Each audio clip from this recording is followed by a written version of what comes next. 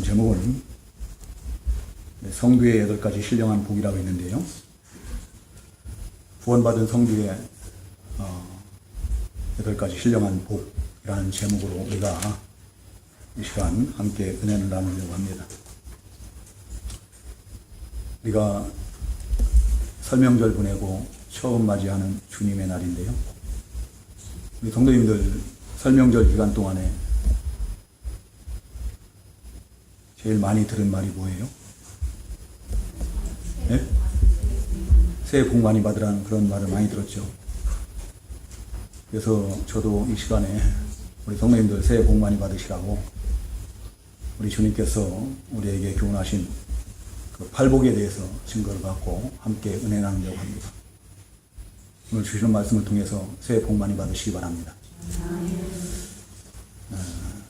우리가 흔히 새해 복 많이 받으라고 할 때 그 복과 본문에서 우리 주님께서 말씀하시는 8가지 복과는 좀 차이가 많이 있지요. 흔히 사람들이 새해 복 많이 받으라고 할 때는 어떤 복을 받으라고 하는 거예요? 물질의 복을 받으러, 물질의 풍요를 누리고, 또 건강의 복, 또 출세, 또 하는 일이 형통해지는 그런 복, 이런 것들을 보통은 의미를 하죠. 근데 우리 주님께서는 오늘 이 본문에 보면은 우리가 이해할 수 없는 세상 사람들로서는 그 세상 지식으로 세상적 관점으로는 도저히 이해할 수 없는 그런 복을 말씀하셔요. 어떤 사람이 복이 있다고 하는가 하면은 가난한 자가 복이 있다고 하고, 애통한 자, 곧 슬피 우는 자가 복이 있다고 하고, 또 줄이고 목마른 자가 복이 있다고 하고, 박해를 받는 자, 곧 핍박을 받는 자가 복이 있다라고 이렇게 말씀하시거든요. 이런 말씀들을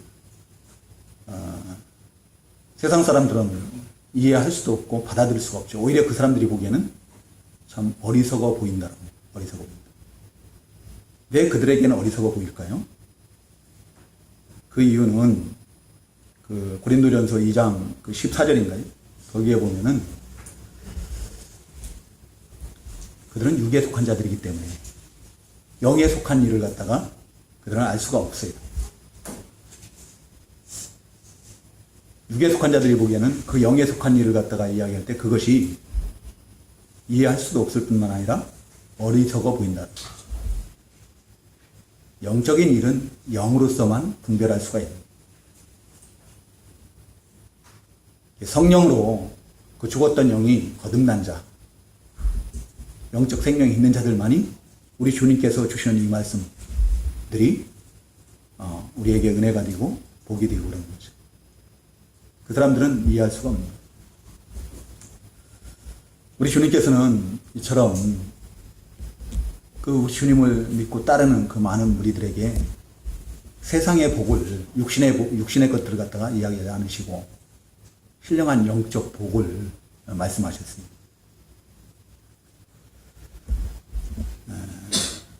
이 영적인 복을 말씀하심으로 인해서 천국 시민이 된 그 하나님의 백성들이 그 복을 누리기 위해서는 어떠한 삶을 살아야 될 것인가를 교훈하고 있는 거예요. 그 복을 누리기 위해서 우리가 갖춰야 될 그 신앙 인격을 가르쳐서 저는 이 주부에서 증거하고 있는 것처럼 천국 시민의 영적 특성이라고 이렇게 얘기했어요. 천국 시민의 영적 특성. 우리가 그 8가지 복을 누리기 위해서는 우리가 갖춰야 될 그 신앙 인격들이 있는데 그 신앙 인격들이 뭐라고요? 천국 시민의 영적 특성이란 말이에요. 그 첫 번째가 바로 심령이 가난한 자는 복이 있나니 천국이 그들의 것이며 라고 이렇게 말씀하시죠. 심령이 가난한 자. 자, 우리는 다 성경에 보면은 예수를 믿고 구원받은 성도들을 가르쳐서 하나님께로부터 난 자들이라고 그래요. 그렇죠? 하나님께로부터 난 자들이기 때문에 하나님의 아들이고 또 하나님의 아들이기 때문에 하나님의 나라를 상속받을 자들이에요. 천국을 상속받을 천국 시민권자들인 거죠. 그 천국 시민권자들의 그 그 영적 특성의 첫 번째가 뭔가 하면 바로 심령이 가난하다라는 거예요. 왜 심령이 가난합니까? 심령이 가난한 이유가 뭘까요? 심령이 가난한 이유는 성령의 효력 있는 그 부르심, 곧 성령의 감화감동 역사하심으로 자기가 하나님 앞에 죄인임을 깨달아 알고 전적 부패하고 전적 무능하고 전적 무지한 그런 존재임을 깨달아 아는 거예요. 그래서 자기의 능력으로는 자기의 힘으로는 자기가 아무것도 할 수 없다라고 고백을 하고 그래서 전적으로 하나님만 의지하고 하나님의 은혜를 바라고 또 하나님의 이 도우심을 구하는 자, 그런 자들이 바로 심령이 가난한 자죠. 우리가 심령이 가난한 이유는 성령의 감화감동 역사하심으로 내가 하나님 앞에 전적 부패하고 타락한 무능하고 무지한 죄인이라는 것을 깨달아 함으로 인해서 내 능력으로 내 힘으로 내 지식으로는 아무것도 할 수 없다라고 깨달았기 때문에 심령이 가난한 자가 되는 거예요. 그래서 하나님을 전적으로 의지하는 거죠. 그런 사람들은 보통 어떡합니까? 자기를 다 하나님 앞에 내려놓게 돼 있어요. 우리 주님께서 세상에 오실 때 그 하늘의 영광 보좌를 다 내려놓으시고 그 가난한 모습, 천한 모습으로 연약한 모습으로 세상에 오셨던 것처럼 성령으로 거듭난 자들은 하나님 앞에 자기의 모든 것을 다 내려놓는 거예요. 심지어는 자기 생명까지도 우리 하나님께 다 내어 맡겨드리는 거예요. 하나님께 주권이 있는 줄로 믿고 죽이고 살리시는 분은 우리 하나님이신 거예요. 부하게도 하시고 가난하게도 하시고 높이기도 하시고 낮추기도 하시는 우리 하나님이세요. 모든 것을 하나님께 내어 맡겨드리고 하나님만 전적으로 의지하는 자가 바로 심령이 가난한 자예요. 모든 것을 하나님께 내어 맡겨드렸기 때문에 그 사람은 절대로 이 세상 것을 의지하지 않습니다. 물질이나 자기 지식이나 자기 지위나 자기 어떤 능력이나 이런 것들을 갖다가 의지하지 않아요. 만약에 그런 것을 의지하는 하나님의 백성이 있다면 그 사람은 심령이 가난한 자가 아니라 마음이 부유한 자일 거예요. 마음이 부유한 자는 절대로 하나님 앞에 구할 줄 모릅니다. 자기 힘으로, 자기 지식으로, 자기의 능력으로, 자기의 지혜로 그 모든 것을 할 수 있다고 생각하기 때문에 하나님 앞에 엎드릴 줄은 몰라요. 기도할 줄은 몰라요. 그렇지만 심령이 가난한 자는 자기가 아무것도 할 수가 없어요. 우리 성도님들 하나님의 일을 해보셨으면 알 거예요. 세상 일은 내 지식으로, 내 힘으로, 내 능력으로 어떻게 할 줄 모르지만 하나님의 일은 절대로 자기 지식, 자기 능력, 자기 힘으로는 안 되더라는 거예요. 그래서 하나님 앞에 심령이 가난한 자가 돼서 전적으로 하나님 앞에 두 손 들고 하나님 앞에 매달리는 거예요. 구하는 거예요. 하나님의 은혜를 구하는 거예요. 하나님의 도우심을 구하는 거예요. 그런 사람에게는 하나님께서, 우리 주님께서 약속하신 복이 뭐냐 하면은 하나님의 나라가, 천국이 저희의 것임이라고 했거든요. 천국이 저희의 것임이라는 말씀은 우리가 앞으로 장차 하나님의 나라에 들어갈 것에 대한 보증의 말씀이 아니고 이미 우리는 하나님의 나라에 들어갈 것 다 이미 확정된 자들이에요. 이 세상에 사는 동안에도 그 우리 주님께서 몇 장에서 말씀하셨나요? 누가복음 17장 21절인가요? 거기에 보면은 우리 주님께서 하나님의 나라가 너희 가운데 이미 임하였다라고 말씀하신 것처럼 우리가 이 세상에 사는 동안에 우리 안에 하나님의 나라가 천국이 임하였다는 거예요. 이게 심령 천국을 누린 거예요. 심령 천국. 심령이 가난한 자는 전적으로 하나님만 의지하고 하나님의 은혜를 바라고 하나님의 도우심을 구하는 자들은 이미 하나님의 나라가 내 안에 임하였다. 어디를 가든지 어떤 상황 가운데서도 심령 천국을 누리는 거예요. 하나님께서 주시는 기쁨, 하나님께서 주시는 평안을 누리게 됩니다. 모든 근심과 걱정과 염려를 다 벗어버릴 수가 있는 거예요. 참된 평안을 누립니다. 두 번째 천국 백성들.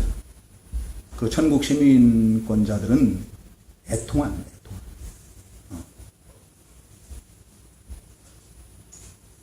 뭐 때문에 애통하는가?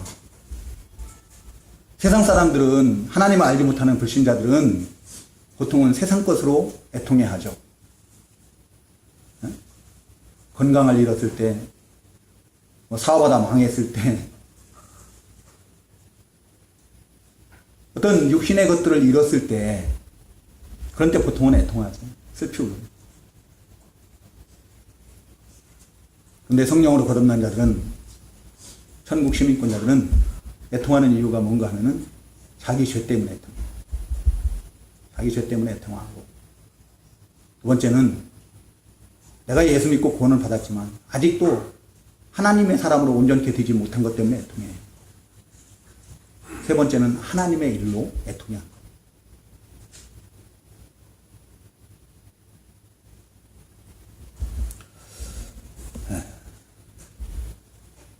자기 죄 때문에 애통해 한 사람이 누가 있나요? 시편 6장 6절에 보면은 다윗이 밤마다 침상이 뜨도록 또 요를 적시도록 눈물을 흘렸다고 했죠. 애통이야. 자기 죄를 붙들고 회개하는 거예요. 베드로 사도는 전해지는 말로는 그 새벽 닭이 울 때마다 우리 주님을 부인한 것 때문에 그 죄를 붙들고 일생을 회개의 눈물을 쏟았다라고 해요.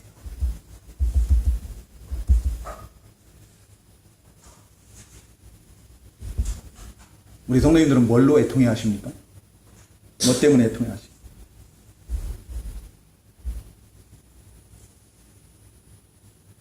자기 죄 때문에 애통해 하십니까? 하나님의 일로 애통해 보신 적 있어요? 하나님의 뜻이 이루어지지 아니하고 하나님의 나라가 확장되지 아니하고 우리 하나님의 이름이 거룩히 여김을 받지 못하고 이런 것 때문에 통곡하고 눈물을 흘려보신 적이 있어요?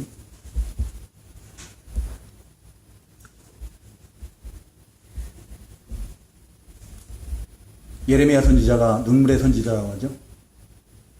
이 예레미야 선지자가 왜 그렇게 눈물을 많이 흘렸을까요? 눈물을 많이 흘렸기 때문에 눈물의 선지자라고 하는 거죠. 하나님의 일 때문에 그런 거예요. 하나님의 백성들에게 하나님의 말씀을 가서 증거하는데 그 하나님의 말씀을 듣질 않는 거예요. 들으려고도 하지 않아요. 그 결과는 너무 뻔하거든요. 나라가 패망하고 성전이 다 회파되고 다 포로로 잡혀가는 거예요. 그것이 눈앞에 훤히 보이는데 하나님의 백성들은 하나님의 말씀을 죽으라고 안 듣는 거예요. 그것 때문에 날마다 눈물로 탄식하면서 하나님 앞에 도움을 구하고 하나님의 백성들에게 그래도 가서 또 하나님의 말씀을 전하고 그러는 거죠. 누가복음 19장 21절에 보면은요, 우리 주님께서도 예루살렘 성읍을 보고 우셨다고 그랬습니다. 왜 우셨어요? 우신 이유가 뭐예요? 메시아께서, 그리스도께서, 그 구약 성경에 예언된 우리 주님께서 하나님의 아들께서 오셨는데, 근데 오신 그 메시아를, 그리스도를 믿지 않는 거예요. 영접지 않는 거예요. 그러면 오히려 그 주님을 대적하고 핍박하고 죽이지 않습니까? 그 결과 그 하나님의 백성들이라고 하는 이스라엘 백성들, 예루살렘 성읍이 돌 위에 돌 하나도 남지 않고 다 성전이 다 회파돼 버리고 다 죽임당하고 제사장은 씨가 하나도 없습니다. 제사장은 그때 완전히 다 괴멸돼 버려요. 그런 것을 바라보시고 우리 주님께서는 슬피 우신 거예요. 하나님의 나라, 하나님의 일 때문에 우신 거죠.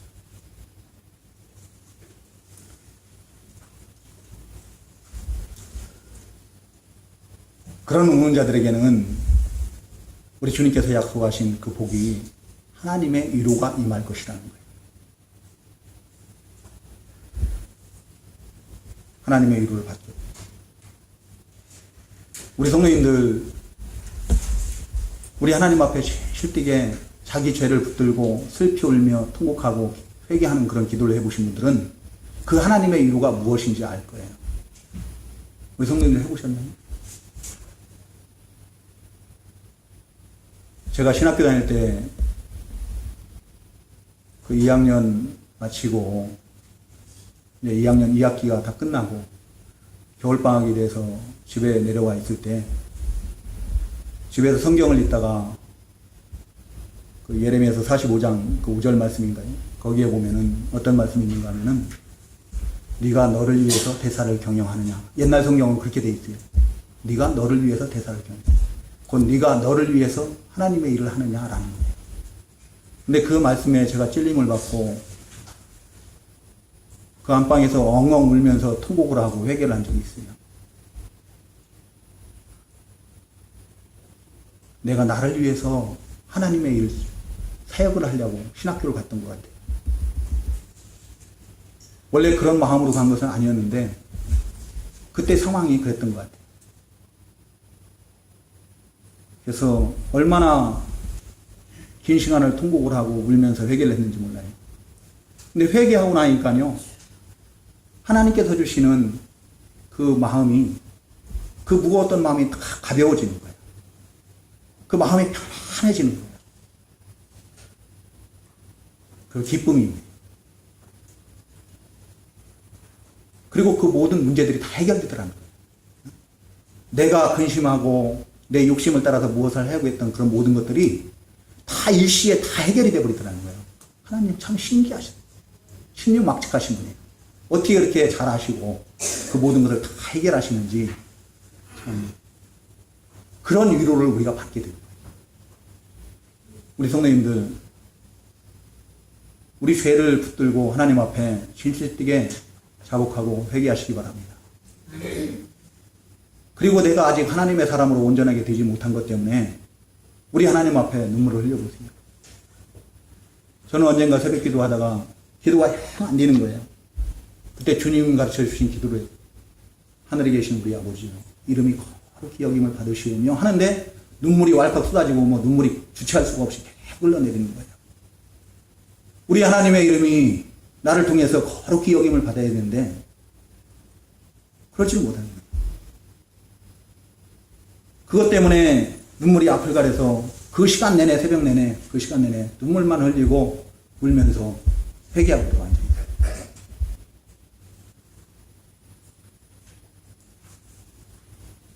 이 자리에 계신 우리 성도님들도 우리 하나님의 일을 위해서 우리 하나님 앞에 슬피 울고 애통하는 자들이 되시기 바랍니다. 에스겔서 9장 4절에 보면은 한번 찾아서 읽어볼까요? 에스겔서 9장 4절.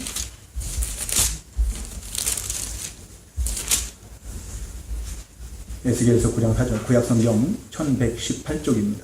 1160쪽입니다. 1160쪽. 한번 읽어보세요. 이거 찾으신 분.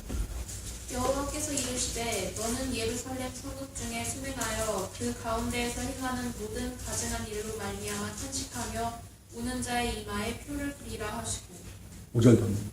그들에 대하여 내 귀에 이르시되 너희는 그를 따라 성읍 중에 다니며 불쌍히 여기지 말며 긍휼을 베풀지 말고 쳐서 늙은 자와 젊은 자와 처녀와 어린이와 여자를 다 죽이되 이마에 표 있는 자에게는 가까이 하지 말라. 아멘. 네. 자, 여호와께서 이르시되 너는 예루살렘 성읍 중에 순행하여 그 가운데에서 행하는 모든 가증한 일로 말미암아 탄식하며 우는 자의 이마에 표를 그리라. 하나님의 일로 인하여서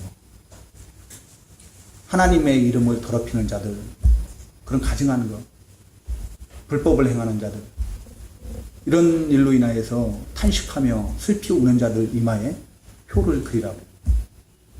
그리고 하나님께서 심판하실 그때 다 남녀노소 가리지 않고 다 심판하지만 그때 그 머리에 이마에 표가 있는 자들은 어떻게 한다고요? 그들에게는 가까이 하지 말라는 거예요. 그들은 건드리지 마. 우리가 하나님의 일로 인하여서 슬피 울고 탄식하고 그러면은 우리 하나님께서 이런 복을 주십니다.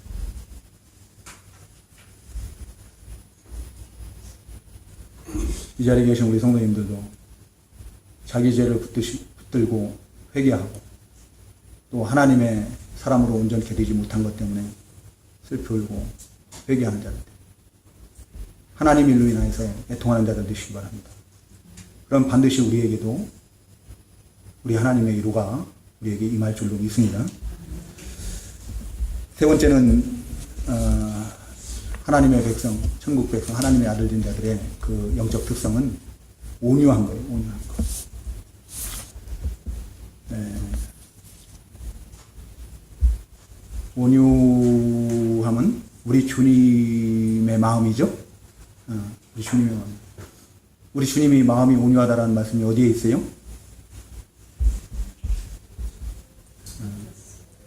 네? 마태복음 11장 29절에.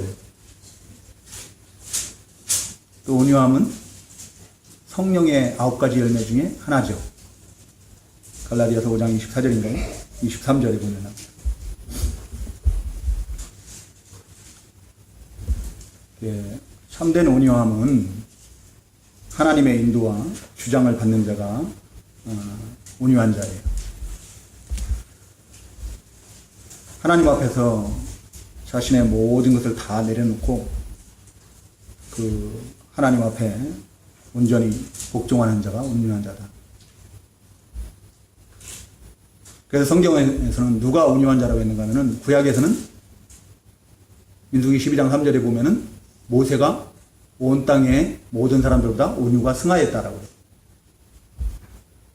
해요. 우리 성경으로는 아마 바뀐 성경으로는 온유가 더하더라고 그랬을 거예요.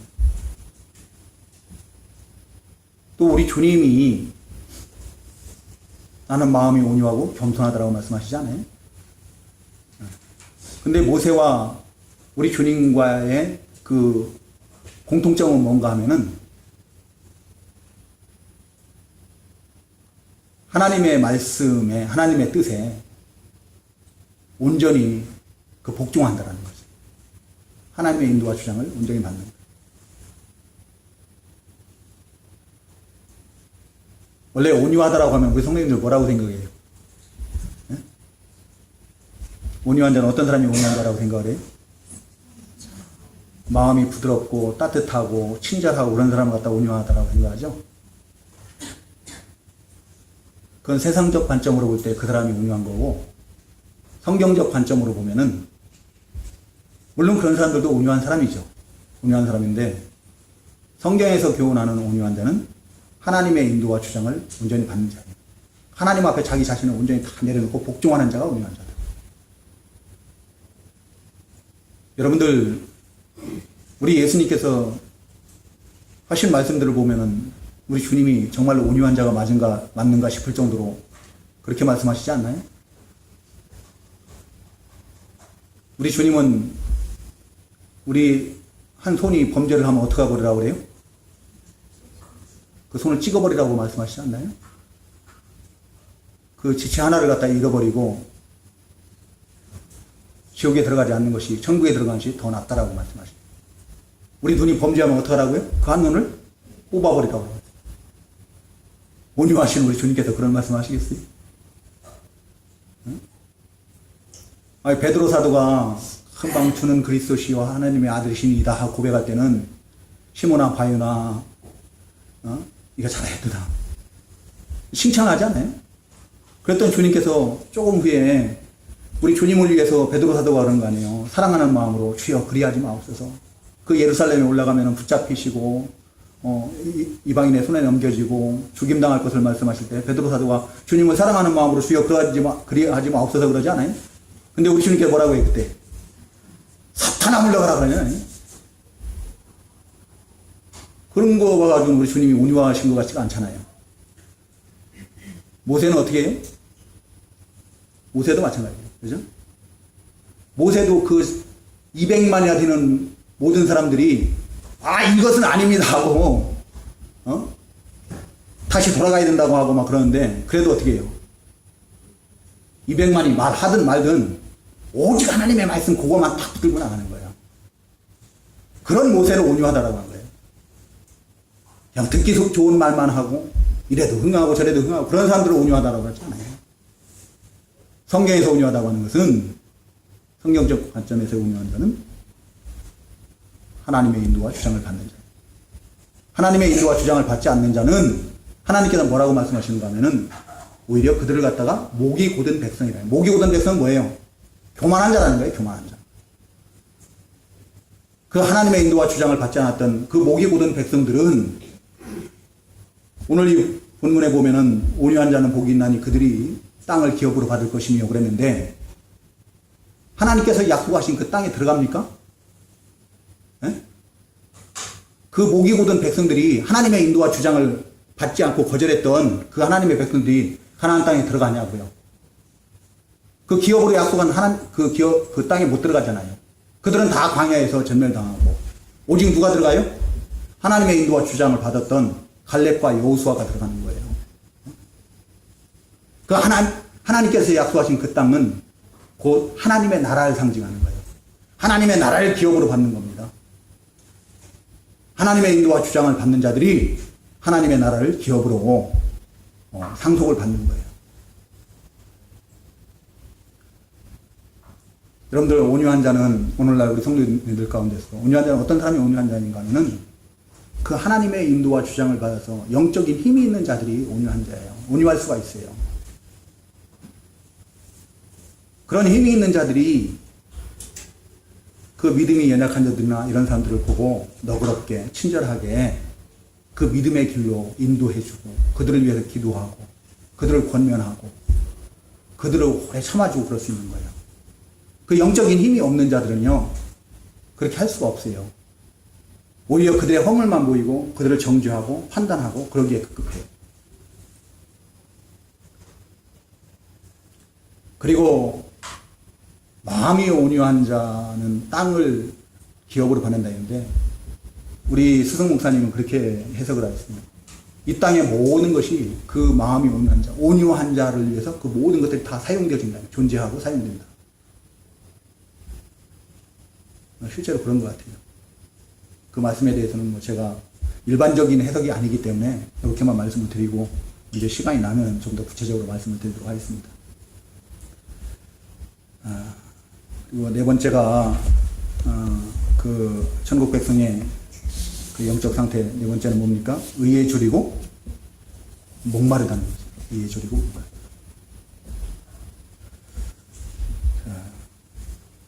의가 뭡니까? 의.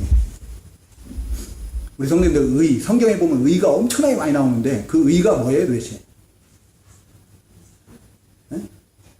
은 하나님 보시기에 옳은 거예요. 하나님 보시기에 옳은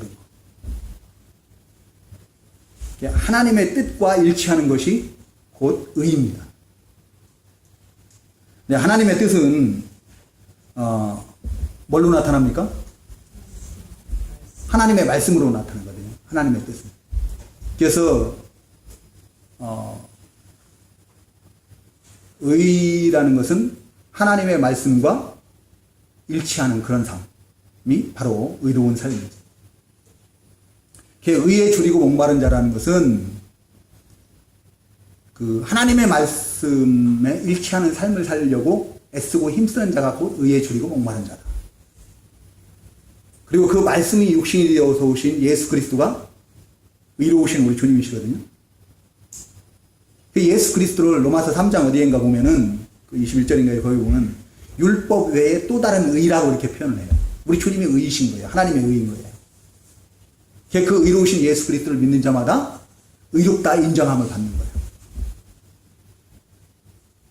의로우신 예수 그리스도처럼 살고 그 예수 그리스도를 위해서 살고자 하는 자들이 의에 줄이고 목마른 자들이고 또 그의 나라 우리 주님의 나라가 의의 나라예요. 그 의의 나라를 위해서 헌신된 자가 바로 의에 줄이고 목마른 자예요. 자, 우리가 이쯤에서 한번 생각해 볼 것은 나는 뭐에 목마르고 뭐에 줄이고 있는가? 나는 뭐에 줄이고 목마른 의에 줄이고 목마른 자인지 아니면 돈에 줄이고 목마른 자인지 세상 부귀영화에 줄이고 목마른 자인지 한번 생각을 해봐야 돼요. 우리 성도님도 솔직히 양심적으로 나는 뭐에 줄이고 목마른 자인 것 같아요? 에? 의에 줄이고 목마른 자 맞아요? 아니면은 이 세상 것에 줄이고 목마른 자 아닌가 한번 생각해 봐야 돼요. 전도서 5장 10절에 보면은 은을 사랑하는 자는 은으로 만족함이 없고 풍부를 사랑하는 자는 소득으로 만족함이 없나니 이것들은 헛되다. 근데 우리 주님께서 요한복음 6장 35절에서 우리 주님께서 뭐라고 말씀하시냐면 나는 생명의 떡이니 내게 오는 자는 결코 줄이지 아니할 것이고 또 영원히 목마르지 아니할 것이라고 하거든요. 우리 성도님들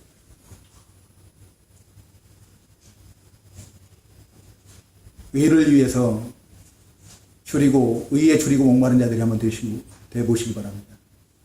그럼 우리 주님께서 말씀하신 대로 영적으로 가람이 없어요. 영적으로 목마르지 아니하고 줄이지 아니하고 영원히 목마르지 아니하고 줄이지 아니하고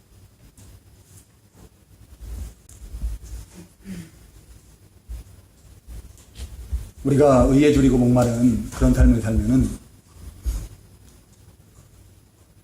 우리 하나님의 은혜로 점점 우리가 의롭게 돼요. 개인적으로 보면 의롭게 되어가고 또 하나님의 의를 이루어나가게 되고 그래서 내 안에 의가 충만케 되는 줄로 믿습니다. 그게 의 배부른 자예요. 그게 배부릅니다.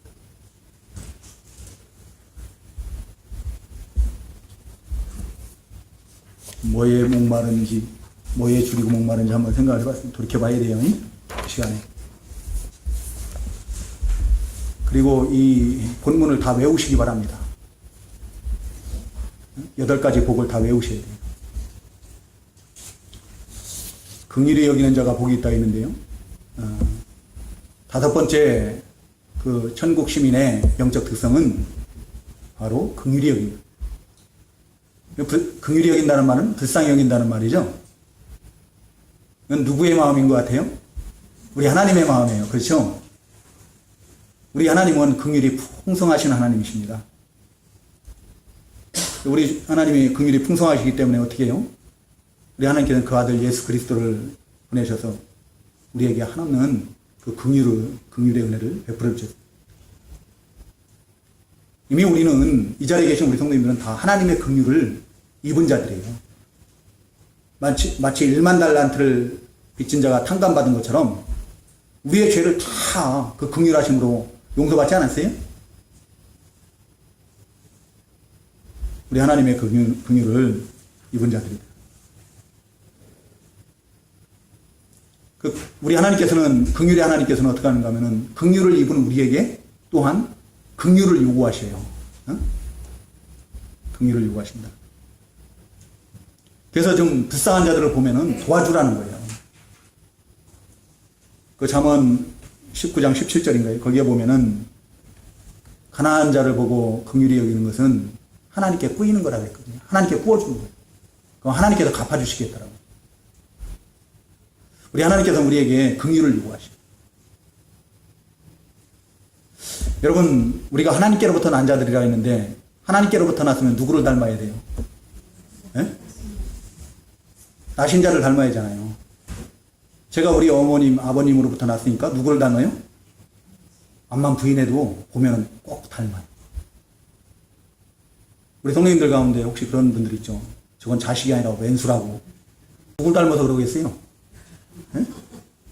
이웃집 아저씨를 닮았겠어요? 그럼 큰 문제 아니겠어요? 누굴 닮은 거예요? 자기 닮은 거예요, 자기. 자기 닮아가지고. 기가 막히게 부모님을 닮아요. 난자를 닮게 돼요. 우리가 하나님께로부터 난 자들이기 때문에 우리의 영적 특성은 반드시 하나님을 닮게 돼요. 하나님이 긍휼의 하나님이기 때문에 하나님께로부터 난 자마다 긍휼한 마음을 가지고 있어요. 그리고 그 긍휼을 베풀 수 있어야 돼요. 어려움을 당하는 사람들을 보면은 불쌍히 여기고 그들을 도우려고 하는, 적극적으로 도와야 돼요. 심지어는 나를 핍박하고 나를 괴롭히는 그 원수들까지도 불쌍히 여기고 그것으로 인하여서 당할 화를 바라보면서 그 사람들을 불쌍히 여기고 그 사람들을 위해서 기도하고 용서하고 그래요. 또 불신자들을 보면은 그 죽어가는 영혼들, 그 사람들이 지금 어디를 향해서 달려가고 있는 거예요? 지옥 불구덩이를 향해서 달려가고 있는 거거든요. 영원히 꺼지지 않는, 구더기들이 적지 않는 그 지옥 불구덩이를 향해서 가는 그 사람들을 불쌍히 여기는 마음으로 가서 복음을 전해요. 그런 사람들에게는, 그런 사람들에게, 긍휼히 여기는 자들에게 약속된 복은 뭐예요? 저희가 긍휼히 여김을 받을 것이라 했습니다. 이제 우리는 언젠가는 다 하나님 앞에 서게 됩니다. 근데 긍휼이 없는 자는, 야고보서 2장 13절에 보면 긍휼이 없는 자는 긍휼 없는 심판을 받는다라 했어요. 근데 긍휼히 여기는 자는 어떻게 돼요? 그 긍휼로 심판을 이긴다라고 했어요. 심판을 이기고 자라납니다. 우리가 그 죽어가는 영혼들을 불쌍히 여기는, 긍휼히 여기는 마음으로 그들에게 복음을 전하고 그들을 위해서 기도하고, 그 나를 핍박하는 자, 괴롭히는 자, 이런 원수들까지도 그 불쌍히 여겨서 그들을 갖다 용서하고 그런다면은, 우리가 하나님의 심판대 앞에 섰을 때 우리가 구원받을 자격은 아무것도 없거든요, 솔직히. 우리의 행위로 보면 구원받을 자격이 아무것도 없고.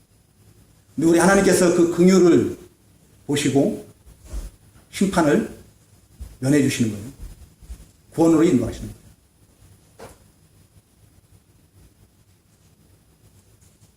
우리는 하나님께로부터 난 자들이거든요. 우리 성도님들, 그 어려움 당하는 사람들 보면은 좀 불쌍히 여기는 마음을 가지시기 바랍니다. 긍휼을 베푸시기 바랍니다. 그럼 우리 하나님께서 우리에게도 긍휼을 이기게 하실 줄, 그 심판을 이기게 하실 줄로 믿습니다. 그리고 마음이 청결한 자, 그 여섯 번째 그 영적 특성이 마음이 청결하다는 거예요. 마음이 청결하다는 것도, 이것도 우리 하나님의 그 속성입니다. 우리 하나님은 하박국 1장 13절에 보면 눈이 정결해서 차마 악을 보지 못하시고 패역을 차마 보지 못하신다라고 이렇게 말씀하시죠. 우리 주님은, 우리 하나님은 악을 알지 못하시는 분이에요. 우리 하나님께서 하실 수 없는 유일한 것이 뭐예요? 죄악을 범치 못하는 거예요. 그 속성상. 그렇게 정결하신 분인데, 반면에 우리들은 어떤가요? 우리는 성경에 보면은, 반면에 우리 인간들의 마음은 그 마가복음 7장 21절 23절에 보면은 온갖 악으로, 더러운 것, 부패한 것으로 가득하다라고 하죠. 시간이 없어서 다 찾아보지 못하는데요. 우리 성도님들 마가복음 7장 21절 23절 꼭 기록해놨다가 가서 읽어보시기 바랍니다.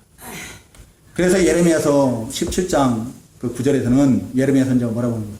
만물보다 부패하고 거짓된 것은 우리 마음이라는 거죠. 만물보다 거짓되고 심히 부패한 것은 우리 마음이다라고 이렇게 합니다. 근데 우리 하나님께서는 그런 우리의 마음을, 우리 중심을 보시는 거예요. 그 중심을 보시고 그 중심이 마음이 청결한 자는 영안을 열어주시고 영안을 점점 더 밝게 하시는 거죠. 하나님의 말씀들을 통해서 우리가 하나님을 본다라 했는데, 마음이 청결한 하나님을 본다 했는데, 하나님의 본체를 볼 수 있는 방법은 없습니다. 그, 어디에 나옵니까?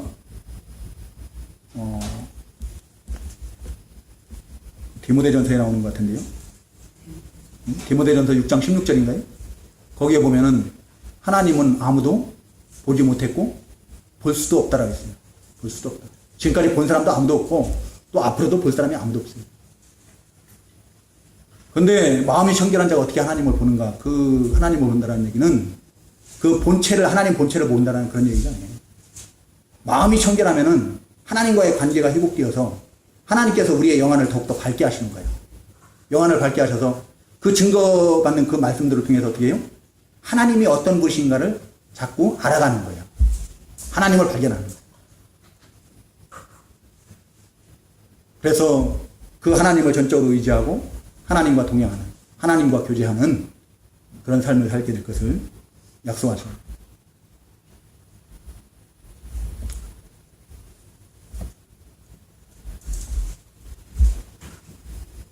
우리가 이 마음이 청결하기 위해서는 어떻게 해야 되는가?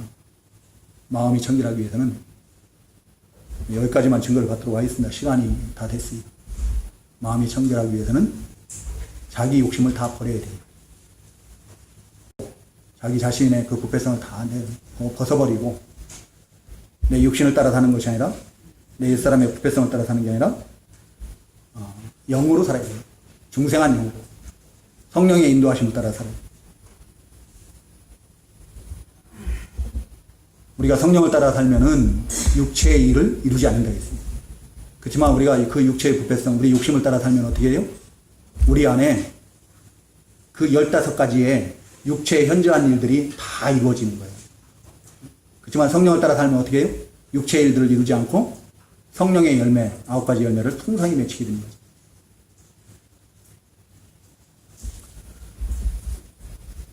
우리 마음이 청결한 자까지 증거를 받도록 하겠습니다.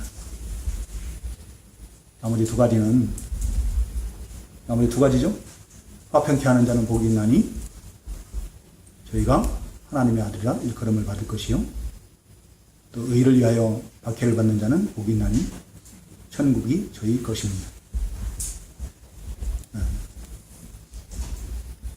다음에 궁금하시면 저 찾아와서 말씀하시기 바랍니다. 그러면 말씀하겠습니다. 같이 기도하겠습니다.